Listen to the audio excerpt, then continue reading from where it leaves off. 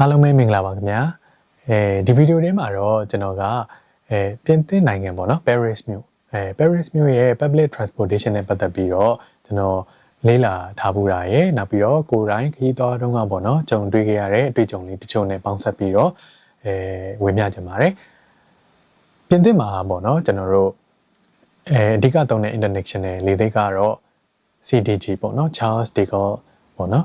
အဲ့တော့ဒီလေဆိပ်ကနေကျွန်တော်တို့မြို့ထဲသွားဖို့အတွက်ပေါ့နော်ရေးချယ်စရာက၄မျိုးလောက်ရှိတယ်ပေါ့နော်အဲ့တော့ taxi နဲ့သွားမလားရထားစီးမလားနောက်ပြီးတော့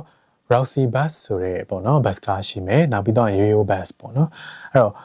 taxi ကတော့ကျွန်တော်တို့အလွယ်ဆုံးဆိုပေမဲ့လည်းပဲဈေးအရင်ကြီးအောင်လို့ပေါ့နော် budget ကိုစဉ်းစားပြီးတော့ကျွန်တော်တို့ကတော့ရွေးချယ်စရာတွေကနေဖယ်ထုတ်ထားခဲ့တယ်ပေါ့နော်အဲ့တော့ဒါဆိုရင်နောက်ရထားပေါ့နော်အဲ့တော့ရထားစီးမယ်ဆိုရင်ကြတော့ကျွန်တော်တို့လေဆိပ်ရဲ့မြေအောက်ထပ်ကိုဆင်းလိုက်တာနဲ့ကျွန်တော်တို့ RERB ရထားလိုင်းစီးလို့ရတယ်ပေါ့နော်အဲ့တော့ရထားက Paris မြို့ထဲကဘူတာကြီးဖြစ်တဲ့နော် Gare du Nord ဆိုတဲ့ဘူတာကြီးကိုရောက်တယ်ပေါ့နော်အဲ့တော့လေဆိပ်ကနေကြာချိန်အပြင်ဆိုရင်မိနစ်40လောက်ပဲစီးရတယ်ပေါ့နော်ကျွန်တော်တို့ Gare du Nord ကနေဆင်းပေါ့နော်ကိုသွားချိန်တဲ့နေရာကိုရထားပြန်ပြောင်းစီးရမှာပေါ့နော်အဲ့တော့ရထားကကျွန်တော်တို့သွားတဲ့ချိန်တုန်းကတော့13ယူရိုပေးရတယ်ပေါ့နော်အခုက14ယူရိုလောက်ဖြစ်နေပြီလို့သိရတယ်ပေါ့နော်ရထားနဲ့ကုန်ကျစရိတ်14ယူရိုချင်းတူနဲ့သွားလို့ရတာက Roxy bus ဆိုတဲ့ကားကြီးပေါ့နော်အဲ့တော့သူကလေဆိပ်နဲ့မြို့ထဲက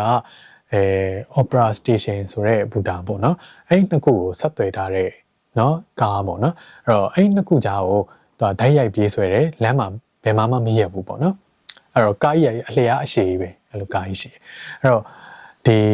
ကြာချိန်အပြင်ကတော့လေဆိပ်ကနေအဲ့ဒီ Opera Station ကိုတနာရီနီးပါပေါ့နော်စီးရတယ်ပေါ့နော် traffic condition ပေါ်မူတည်ပြီးတော့နည်းနည်းကြန့်ကြာတာမျိုးလည်းရှိနိုင်တယ်ပေါ့နော်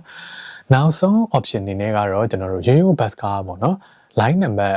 350 351ဆိုပြီးတော့အဲ့ line နှစ်ခုကလည်းလေဆိပ်ကနေမြို့ထဲကိုသွားတယ်ပေါ့နော်အဲ့တော့သူကတော့တော်တော်လေးတန်ပါတယ်ကျွန်တော်တို့တကြောင်ကို 2.5 euro လောက်ပဲကျတဲ့နေပေါ့နော်ဒါပေမဲ့လည်းပဲသူကRoxy bus လို့မဟုတ်ဘဲနဲ့လေဆိပ်ကနေမြို့ထဲသွားတဲ့လမ်းမှာပေါ့နော်ရှိသမျှမှတ်တမ်းတိုင်းမှာတော့အကုန်ရက်တယ်ပေါ့နော်အဲကြောင့်အချိန်လဲပိုကြတယ်တနာရီ15မိနစ်ဝန်းကျင်လို့တော့ဖော်ပြထားတယ်ပေါ့နော်လေ့လာကြည့်တဲ့အခါမှာဒါပေမဲ့ဒီထက်ပိုကြနိုင်တယ်ပေါ့နော်အဲ့တော့ပြီးတော့ကျွန်တော်တို့ Roxy bus နဲ့မတူတာကတော့ तू ကအထက်မှာနည်းနည်းပို့ပြီးတော့ကျင်းမယ်ထင်တယ်ပေါ့နော်အဲ့တော့ခရီးအသုံးပြုတဲ့သူလည်းများတဲ့ခါကျတော့ကျွန်တော်တို့ပေါ့ပါကြောပွဲလောက်နဲ့ပဲ backpack လောက်နဲ့ပဲခရီးသွားမယ်ဆိုရင်တော့bus ကားစီးရတာအဆင်ပြေပေမဲ့ဒီလိုမျိုး luggage တွေရောเนาะနောက်ထပ်လက်ကနေတည်မဲ့เนาะအထုပ်ပိုးတွေကြောပွေးတွေအထုပ်တွေများနေပြီဆိုရင်တော့ Yo-Yo bus ကားကတိတ်ပြီးတော့အဆင်မပြေဘူးပေါ့เนาะဟုတ်ပြီဒါဆိုလို့ရှိရင်ကျွန်တော်တို့ရထားလက်မှတ်ကားလက်မှတ်တွေကိုဘယ်လိုဝယ်ရမလဲပေါ့เนาะအဲ့တော့စီးတဲ့အခါမှာအဲ့လက်မှတ်ကိုဘယ်လိုမျိုးအသုံးပြုရမလဲဆိုတာလည်းစဉ်းစားကြည့်ရမယ်ပေါ့အဲ့တော့ဒီရထားလက်မှတ်ကကျွန်တော်တို့စက်ကူလက်မှတ်เนาะအဲ့ဒါမျိုးဝယ်ပြီးတော့စီးလို့ရတယ်လို့မျိုးကျွန်တော်တို့ Navigo ဆိုတဲ့ card လေးနဲ့လည်းစီးလို့ရတယ်ပေါ့နော်အဲ့တော့ Navigo ကျွန်တော်တို့ကတော့ Navigo card နဲ့စီးခဲ့တယ်ပေါ့နော် Navigo ဆိုတာကကျွန်တော်တို့ဂျပန်မှာဆိုလို့ရှိရင် Suica တို့ Pasmo တို့လိုမျိုးပေါ့နော် IC card ပေါ့နော်အဲ့တော့လက်မှတ်ရောင်းတဲ့စက်တွေမှာ physical card ကိုမျိုးဝယ် physical card ကိုဝယ်စီးလို့ရတယ်လို့မျိုးပဲကျွန်တော်တို့ iPhone တို့ Android phone တို့ရဲ့ wallet ထဲမှာလည်းထည့်ပြီးတော့စီးလို့ရတယ်ပေါ့နော်အဲ့တော့ဂျပန်က Suica နဲ့မတူတဲ့အချက်ကတော့သူကအဲ့ card ထဲကိုကျွန်တော်တို့ကငွေ amount တခု charge လုပ်ပြီးတော့စီးရတာမျိုးမဟုတ်ဘဲနဲ့ကတ်ထဲကိုကျွန်တော်တို့ကလက်မှတ်တစ်စောင်းနှစ်စောင်းဆိုပြီးတော့ဝယ်ထည့်ပြီးတော့စီးရတာဖြစ်တယ်ပေါ့နော်အဲ့တော့လက်မှတ်ကလည်းကျွန်တော်တို့ဈေးမျိုးရှိပါတယ်ပေါ့နော်လေဆိပ်ကနေမြို့ထဲသွားတဲ့ရထားတို့နောက်ပြီးတော့ Roxy bus တို့ကိုစီးမယ်ဆိုရင်တော့14ယူရိုတန်လက်မှတ်ကိုဝယ်ရမှာဖြစ်ပြီးတော့မြို့ထဲမှာပဲပေါ့နော်ကျွန်တော်တို့မြေအောက်ရထားတွေ bus ကားတွေစီးမယ်ဆိုလို့ရှိရင်เนาะကျွန်တော်တို့တစ်စောင်းကို 2.5 ယူရိုတန်လက်မှတ်ကိုဝယ်ထည့်ပြီးတော့စီးရမှာဖြစ်တယ်ပေါ့နော်အဲ့တော့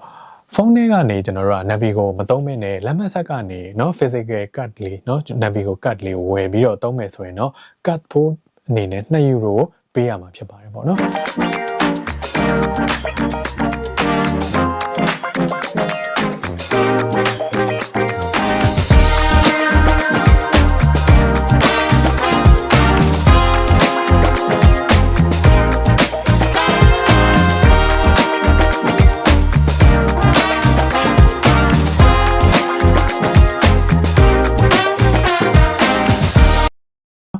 အဲ့တော့ လက်မှတ်အသုံးပြုပုံကတော့ကျွန်တော်တို့ဂျပန်မှာလိုပဲပေါ့နော်ယထာစီးတဲ့အခါမှာကျွန်တော်တို့ game မှာ touch လုပ်ရမှာဖြစ်မယ်နောက်ပြီးတော့ bus ကားစီးတဲ့အခါမှာလည်းကျွန်တော်တို့ bus ပေါ်မှာထားပေးထားတယ်ပေါ့နော်လက်မှတ်ဆက်တဲ့ဆက်မှာ touch လုပ်ပြီးတော့လက်မှတ်ကို validate လုပ်ရမှာဖြစ်ပါတယ်ပေါ့နော်အဲ့တော့ကားပေါ်က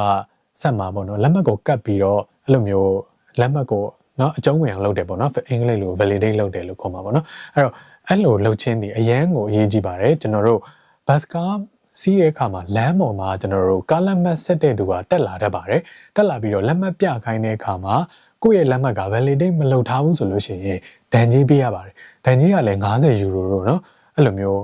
တော်တော်လေးကိုများပါတယ်ပေါ့နော်အဲဒါကြောင့်တတိထားဖို့လိုအပ်ပါတယ်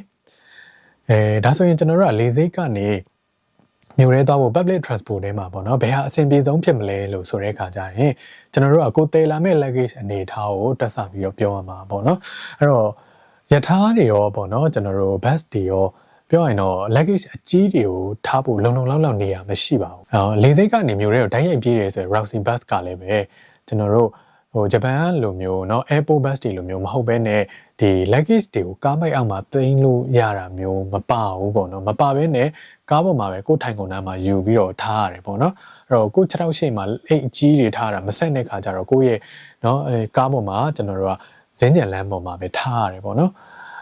တခါလေတော့အဲ့လိုမျိုးတချို့နေရာလေးတွေမှာတော့ဝှီချဲထားဖို့နေရာလားပါလားတော့မသိပေမဲ့အဲ့လိုမျိုးနည်းနည်းကျဲတဲ့နေရာရှိရပေါ့နော်အဲ့ညမှာတော့လက်ကြီးချလို့ရကောင်းရပါမယ်နေရာအကန့်အသတ်နဲ့ရှိတာမလို့ပေါ့နော်အဲ့တော့